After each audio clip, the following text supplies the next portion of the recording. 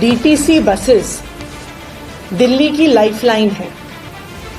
दिल्ली की जो अर्थव्यवस्था है उसमें पूरी डीटीसी की बस फ्लीट एक बहुत महत्वपूर्ण भूमिका निभाती है। सुबह लोग दिल्ली के अलग अलग हिस्से से काम पर निकलते हैं, बहुत डिस्टेंसेस ट्रैवल करते हैं। अगर उन्हें मेट्रो स्टेशन तक भी जाना हो तो DTC bus service metro station तक भी पहुंचने का एक महत्वपूर्ण रास्ता है। बच्चे स्कूल जाते हैं, कॉलेज जाते हैं, उनके माता पिता अपने काम पर जाते हैं, बिजनेस पर जाते हैं, और इस सब में डीटीसी की बस सर्विस शहर को चलाने में एक महत्वपूर्ण भूमिका निभाती है। डीटीसी में कई हजार कॉन्ट्रैक्चुअल एम्प्लॉइज डीटीसी के बस ड्राइवर्स के तौर पे, बस कंडक्टर्स के तौर पे काम कर रहे हैं। अभी डीटीसी में 4,564 कॉन्ट्रैक्चुअल ड्राइवर्स हैं और 17,850 कॉन्ट्रैक्चुअल कंडक्टर्स हैं। जो कॉन्ट्रैक्चुअल ड्राइवर्स और कंडक्टर्स हैं, इनकी अपनी वर्किंग कंडीशंस को लेकर कई डिमांड्स थी। कुछ दिन पहले, जैसा कि आप जानते हैं, जो कॉन्ट्रैक्ट पे ड्राइवर्स और कंडक्टर्स काम कर रहे हैं वो स्ट्राइक पर भी गए थे।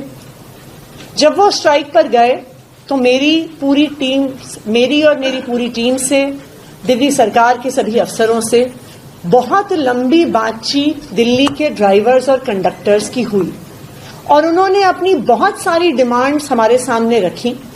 बहुत सारी ऐसी डिमांड्स जो बिल्कुल जायज डिमांड्स हैं। सबसे पहले तो मैं डीटीसी के ड्राइवर्स और कंडक्टर्स का धन्यवाद करूंगी कि उन्होंने हमारे आश्वासन पर डीटीसी की स्ट्राइक को बंद किया और फिर से डीटीसी की बसेस को चलाया कि दिल्ली ठीक तरीके से, दिल्ली की अर्थव्यवस्था ठीक तरीके से चल सके। तो सबसे पहले तो डीटीसी के कॉन्ट्रैक्चुअल ड्राइवर्स और कंडक्टर्स को धन्यवाद कि उन्होंने हमारी बात पे भरोसा करते हुए पुनः 2 दिन की स्ट्राइक के बाद अपनी सर्विसेज रिज्यूम करी। जो डीटीसी के ड्राइवर्स और कंडक्टर्स की डिमांड्स थी, उनमें से काफी डिमांड्स को दिल्ली सरकार द्वारा पूरा कर दिया गया है। सबसे पहली डिमांड जिसकी वजह से ये हड़ताल शुरू हुई थी वो थी सरोजनी नगर में पिंक डिपो का बनना।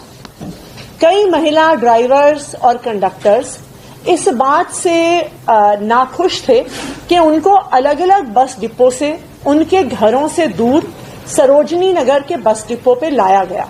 वो नहीं चाहती थी अपना ट्रांसफर, वो अपने घर के पास के बस डिपो पे ड्यूटी करना चाहती थी। तो मीटिंग के अगले ही दिन तुरंत 20 नवंबर को ही एक आदेश निकालकर पिंक डिपो से जो महिला ड्राइवर्स वापस अपने ओरिजिनल डिपोज पर जाना चाहती थी, उनका ट्रांसफर वापस उनके ओरिजिनल डिपोज पर कर दिया गया।